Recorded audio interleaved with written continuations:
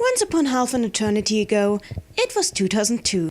In a time when the internet was still considered somewhat new and video games had only just stopped being immediately associated with blocky polygons and pixels, little 10-year-old me stumbled upon something odd, downright mystical in her latest issue of the German Mickey Mouse magazine. An announcement for a video game featuring characters from classic Disney shorts, movies and comics as actors in a grand story that would bring all of them together in a never-before-seen epic involving swords, magic and great drama in the style of shonen anime. That game was Kingdom Hearts. At the time, I had only just begun to become aware of anime as a genre of its own, and JRPGs were still entirely foreign to me. But when the first commercials began airing on TV, I immediately knew that I liked what I saw. This game looked flashy, magical, exciting, and it had Donald Duck with magic powers. I mean, how can you go wrong with that? However, when I finally actually got to play the game, I was quick to realize that this wasn't really as much of a Disney story as I had anticipated. It was its very own beast, its own world with its own rules, characters, arcs, history and philosophy, with the Disney elements just kind of, sort of tacked on as an afterthought. And I loved it. This game was the first video game I ever entirely played through on my own, from start to finish, and was probably my first big obsession that did not involve pretty witches in colorful dresses. Still, there were some elements of the game that would continue to nag and bug me in the back of my head for years whenever I was trying to predict how the story would continue. Like, why did Riku not receive the Keyblade right away if he was always meant to have it from the start? What does Namina mean when she tells Riku that the darkness shouldn't be his enemy? I thought the darkness was evil. Wait, it's not? Then what is it? How's this character connected to the darkness if they're not evil? And why in the world does Mickey need a Keyblade from the realm of darkness? He's the nicest, sweetest, most upbeat... Jesus! Anyway, all these questions and more would continue to bug and confuse me at least to some level for many, many years to come. Until I played Persona. Specifically Persona 4.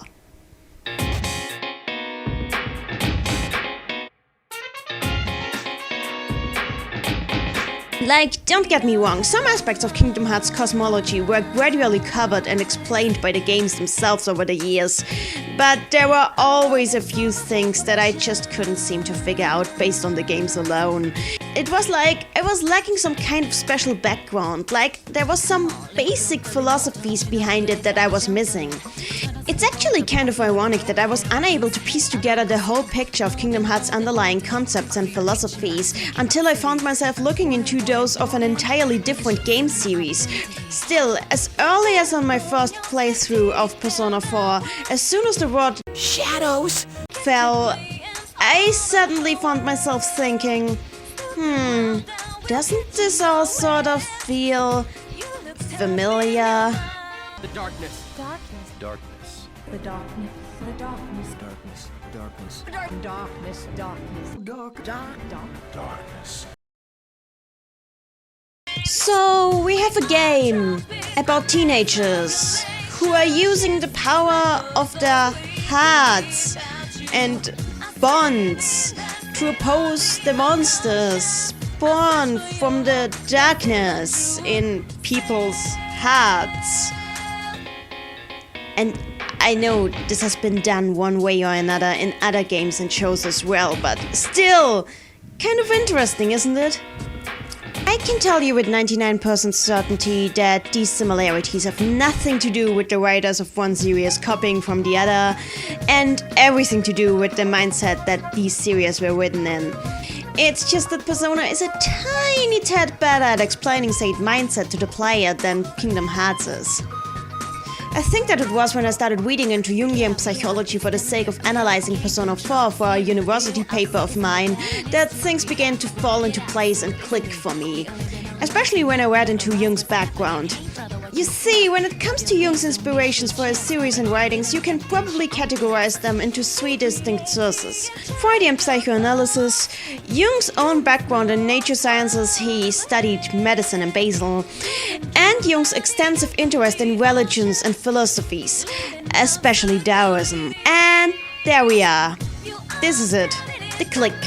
Even before I knew Persona, I had already understood that Kingdom Hearts cosmology and world, or well, worlds, deeply relate to concepts from Taoism. I mean, it's pretty obvious, right? Light is yang, darkness is yin, yin and yang don't exist without each other, two sides of a coin, yada yada yada. Just, I didn't exactly understand what this actually means until I had to look into it because of some reading that I did into Jung. You see, there's this common misconception that yang is good and yin is evil. And that's just wrong. In Taoism, there isn't really a defined concept of good and evil. Rather, yin and yang are more like two extremes of the same thing. Like, the yang of height would be up, while the yin of height would be down.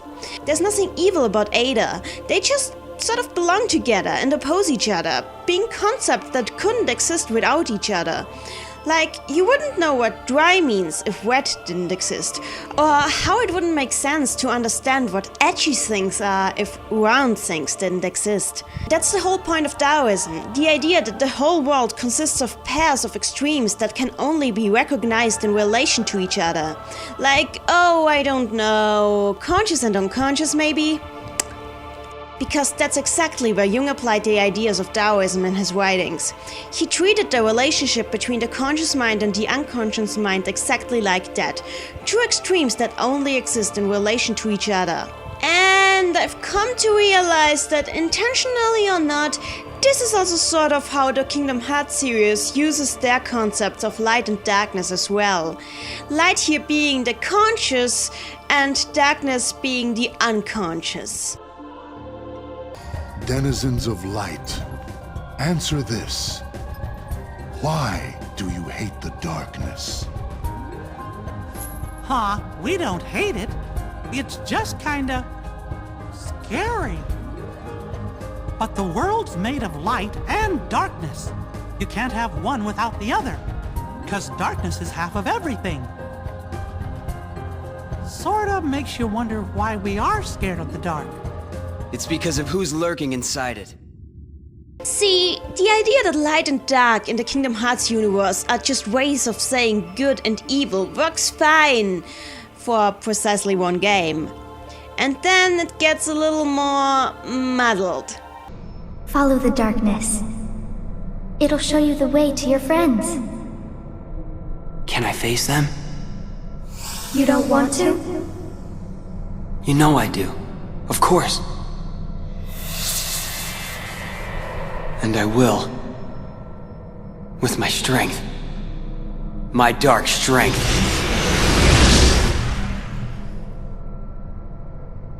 Darkness!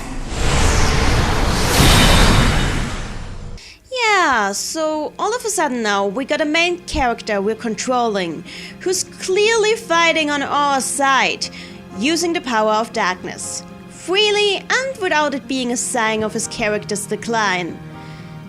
Heck, if anything, this scene was a huge step forward in Riku's character development and in bringing out his signature power of the Way to Dawn. And yet I still remember how a lot of players, little 12-year-old me included, were quite confused at how this fit into the bigger picture of the darkness that the first game had painted. But well, let's rewind that scene a little, shall we? So don't run from the light. And don't fear the darkness. Because both will make you stronger. Make me stronger? Darkness too? Yeah, strength that's yours. The darkness inside your heart, it's vast and it's deep. But if you can, truly stare into it and never try to look away, you won't be afraid of anything again. All this time I've tried to push the darkness away. You've gotta just remember to be brave. Know that the darkness is there and don't give in. If you do that, you will gain strength. The kind that's unlike any other. That sounds familiar, doesn't it? Well, given that you've played Persona 4 at least. I knew it wasn't lying. I was so ashamed that I didn't want to admit it. You're me, and I'm you. When you get down to it, all of this is me.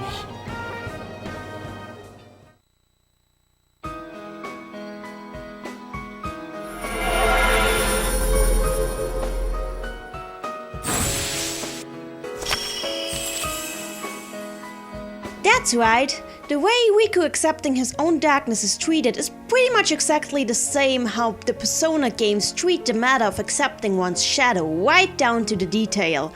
Which would make the power of darkness that Riku uses and struggles with throughout the entire series his own unconscious psyche. Specifically his urges, his impulses, his instincts, his selfish desires and needs, all that good stuff.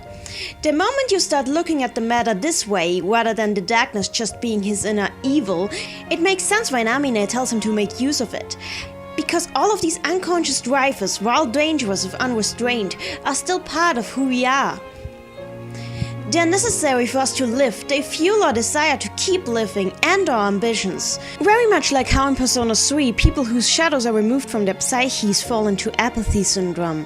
Which, by the way, in and of itself is very similar to how in Birth by Sleep, Ventus goes into a semi-vegetative state after Vanitas, his darkness, is removed from his heart. Or look at how those whose hearts are lost are repeatedly stated to falling into darkness. Now, if we try translating this using our current line of thinking, this would mean surrender yourself to your unconscious urges, your shadow. Suddenly it makes sense that falling into darkness would turn the villains of Kingdom Hearts 1 into mindless berserkers, or that it would take a mind's active willpower and resistance to possession away, doesn't it? Of course, when you're controlled by your unconscious, your ego isn't really the part of you that's running the show anymore. When you're in a state like that, then of course you'd only act like a mindless destroyer and have zero resistance to randomly invading spawns of Xehanort hitching a hike in your body. If we see the active, conscious will of a person as the light, and the unconscious urges as the darkness, similar to how the Persona ability in the Persona series stands for one's self-awareness, and the shadow for one's unconscious, then we can understand why exactly Xehanort and all his incarnations are able to take over bodies like they are. By switching off the victims' egos through plunging them into mindless rage or depression and claiming the now empty spot of the conscious mind in charge for themselves. It's not unlike how occasionally characters in the Persona series have been taken over by the wills of their shadows when placed under extreme stress. Though I'd argue that the similarity of people in these situations often receiving yellow gleaming eyes in both series is probably a coincidence. There are other similar points like this as well, where Kingdom Hearts has the Keyblade as an ability of manifest strength of heart that is acquired by resolve. Persona has, well, the Persona. Both of these abilities are also usually related to light, except for some clearly labeled exceptions. In both series, it's made abundantly clear that strong bonds strengthen the power of the heart, and a point is made of it by using it in several different game mechanics. Then there's the Realm of Darkness, a place modeled after the very common, dark archetype of the hopeless underworld. Something Jung clearly related to the collective unconscious. Both the Realm of Darkness and the collective unconscious have shadows and heartless respectively spawn in them freely and naturally, as these are their natural habitats. It's also mentioned for both of these worlds that they are unhealthy for normal humans to stay in, with the Realm of Darkness slowly corrupting the minds and hearts of those who wander in it unprotected, while the collective unconscious and its subworlds tend to make normal humans physically sick. Heck, both of them even have a place called the Margin located in the rift to the real world. And then, of course, there's Kingdom Hearts itself, the place where all hearts originate and return to, located deep within the deepest depths of darkness. Very easily equated to the Sea of Unconscious, where all human minds begin and return to, located deep within the collective unconscious. These are some of the most straightforward parallels between the games, you mind. Another, even more obvious similarity between the two series is the existence of shadows and heartless. Both are beings born from darkness in people's hearts, both are said to attack people instinctively, both are said to be drawn to other strong darknesses, both can apparently be controlled with such darkness, and both generally act like mindless instinct-driven beasts. The one obvious difference between them is that if a Heartless is created in Kingdom Hearts, the original person disappears, perhaps leaving a nobody as another half, if at all. In Persona, on the other hand, an escaping shadow will either kill the host or leave them with apathy syndrome. The possibility of people actually becoming their shadows is only rarely, if at all, brought up, and we have yet to see a case of it that has lasted for longer than one battle followed by acute demonic possession. Likewise, Persona doesn't really have an equivalent to Kingdom Hearts Nobodies because, well, apathy syndrome. I get to use the term a lot today. The explanation for this difference is that, aside from the case of Ventus and Vanitas, about which I could make a whole video on its own, Kingdom Hearts treats the Heartless far more as a collective threat than something related to the individual, thus eliminating the need for the Heartless and its original to directly face off like a shadow and its host would. Which brings us to the one big difference between Kingdom Hearts and Persona, the reason why, despite all these similarities in cosmology, the two game series don't actually feel all that similar, let alone connected. Even if the game's themes and motives and even their ideas can be very similar, they do have very different approaches to getting them across.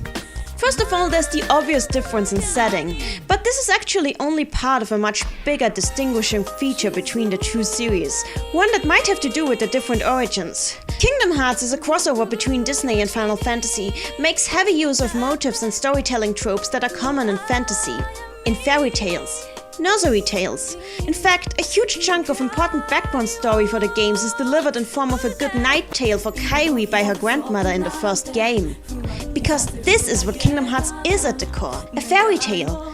A long, extremely complex, sometimes very frustrating fairy tale. And then we got Persona, a spin-off of Shin Megami Tensei, which itself spun off from a novel series. A sci-fi novel series. And regardless of how removed Persona has become from these roots by now, they can really still be felt. Persona doesn't treat itself as a fairy tale. It treats itself as a novel, both in terms of dialogue and narrative tactics. The stories are urban, the characters are modern day and recognizable as people of all societies, the narratives clearly relate to issues the players themselves might have encountered in their everyday lives, and make no effort to disguise or distort them to fit in any less defined setting. This is a far cry from the characters of Kingdom Hearts, who are either citizens of secluded, highly symbolic islands, or members of steampunk societies, or Disney. We can relate to them, yes, but usually not as directly as we do relate to the characters in the Persona games. In a way, you could say that Kingdom Hearts is a fairy tale as it could be told in the Persona universe, but the two universes could never exist within each other. Or maybe they can, I don't know. Dream Drop Distance put the Wall Dance with You in Kingdom Hearts, so why not? Wait. But if Kingdom Hearts is a fairy tale in the Persona universe, but Persona could possibly be a world within the Kingdom Hearts universe, meaning that a fairy tale of the universe exists within part of that universe and... I made my brain hurt. And I didn't even need to bring up a Kingdom Hearts relationship chart to do it. Go me!